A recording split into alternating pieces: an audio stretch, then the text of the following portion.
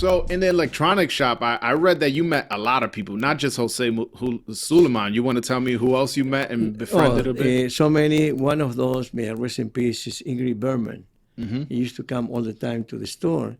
And I was the first one, when she walked into the store, he was crying, saying, you know, I have cancer, and I have only a few months to live. So I was the first one to know that Ingrid Bergman, Casablanca, you know, the actor. No, I know. And it was very painful because she used to come almost every day to the store. Wow. And definitely Sylvester Stallone, few presidents that passed. And Fifth Avenue is only for rich people. Yeah, of course. Yeah. So if you're in the government, you're rich. Automatic. That's interesting. Who was the first notable boxer that you signed? Like first, like where it's like, okay, this guy, like a Sergio Martinez or Fortuna or anybody. Well, the first one that I didn't sign, but I find is Manny Pacquiao. Yes, I wanted to get to that, but you got to it. All right. Yeah, I mean, you tell me. We need to start from the beginning. I used to work with Murad Muhammad. Okay. I did. Murad Muhammad, he was a great promoter, but from time to time he make boo-boo mistakes. So, but he teach me a lot. A good Muslim. I learned with him even the Muslim prayer. Not only not prayer, but the way that this the kind of to be a good Muslim, a good man.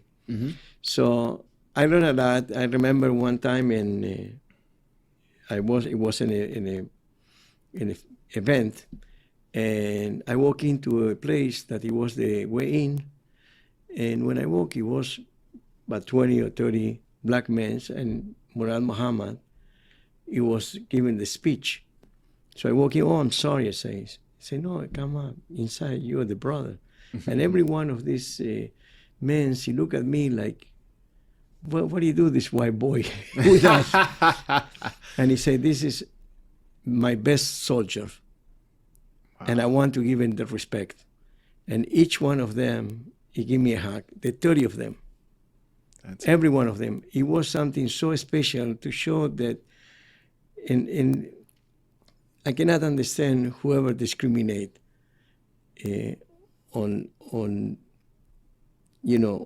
black people or any kind of ethnic group, you know. But thank God I born in a country that doesn't exist. Yeah. And I go very often to see if it changed, but it never changed. That's amazing. That is the most beautiful thing that I can say. And every time that anybody tell me where you come from, or if you are an American, that you live in Las Vegas or whatever, I say, no, if you want to make me an interview, you need to say that the Uruguayan promoter. Why? Because in my country, we not discriminate. I don't want to be attached with anyone that discriminate anybody.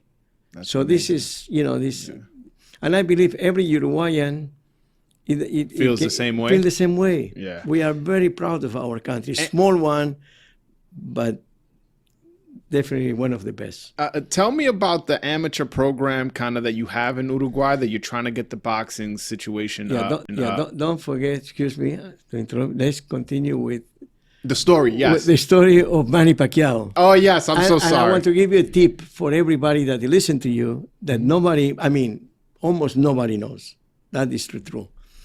The first fight, when I got Manny Pacquiao and I gave him to Murad Muhammad, because I was an employee in that time. Yeah, you were a matchmaker, right? A matchmaker and everything in that company. So we're going with Javier Castillejo fighting Oscar de la Hoya in 2001. It was in June, and after that we have the tragedy of the Twin Tower. So I need to do all the medicals in Nevada for them, as well as Castillejo that he fought Oscar de la Hoya.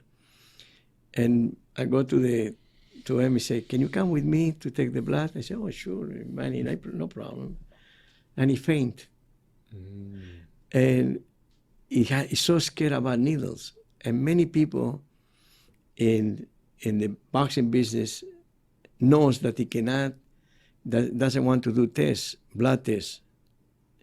And many people accuse him to have drugs or performance enhancing. performance. But it's not. He's afraid to kneel. Yeah, which is why the Mayweather fight didn't happen for like a long time, because he refused to do the drug testing. It was that he need to take But blood. you saying it was more he was scared about fainting or being weak in the fight. No. No, I'm saying because of the needles. No, the needle only to faint and embarrass himself. You know what I mean? So I called Murad Muhammad. I said, Murad, this guy, this Filipino, he fainted on me. He said, oh my God, we lose the fight. And then after that Manny recouped himself, he said, don't worry about it, I will beat him. Okay. I'm very afraid of